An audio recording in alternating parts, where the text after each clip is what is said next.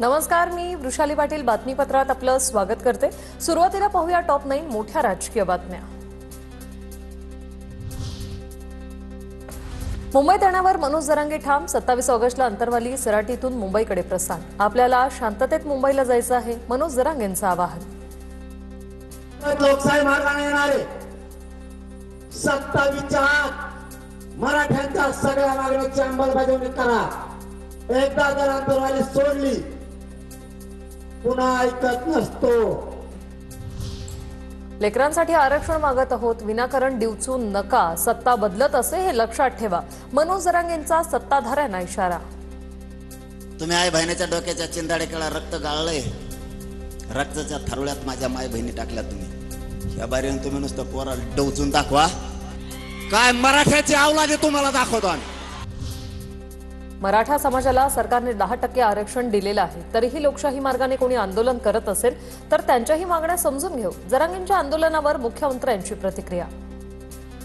मागच्या काळामध्ये मी मुख्यमंत्री असताना आणि त्यानंतर शिंदे साहेब मुख्यमंत्री असताना 10% आरक्षण आपण दिलेलं आहे, पण लोकशाही मार्गाने कोणी आंदोलन करत असेल तर त्यांची मागण्या समजून घेऊ।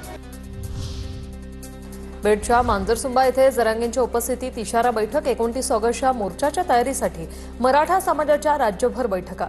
जरांगे मुंबईत येण्यावर ठाम। मनोज जरांगेंच्या बैठकीला खासदार बजरंग सोनवणेंची हजेरी। स्टेजच्या खाली बसून खासदार सोनवणेंचा बैठकीत सहभाग।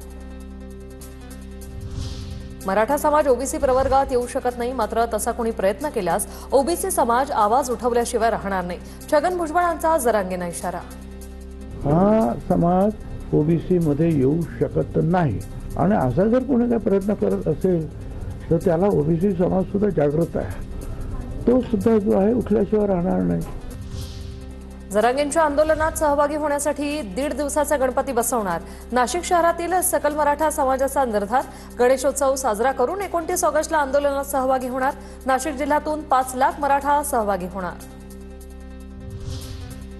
मनसे अध्यक्ष राज ठाकरेंची उद्धव ठाकरे यांच्यासोबत फोनवर चर्चा। गणेशोत्सवासाठी शिवतीर्थवर येण्याचं राज ठाकरेंकडून निमंत्रण। उद्धव ठाकरेंनी निमंत्रण स्वीकारल्याची माहिती। ही हिंदू धर्मासाठी अतिशय चांगली बाब। उद्धव ठाकरेंचं राजकीय धर्मांतर झालंय, तरीही त्यांना हिंदू सणासाठी भावाच्या घरी जाण्याची संधी मिळते। नितेश राणेंची टीका। तेवढी त्यांच्या घरात गणेश उत्सव आहे, त्यांनी अगर उद्धवजींना बोलवलं तर चांगलीच गोष्ट आहे ना।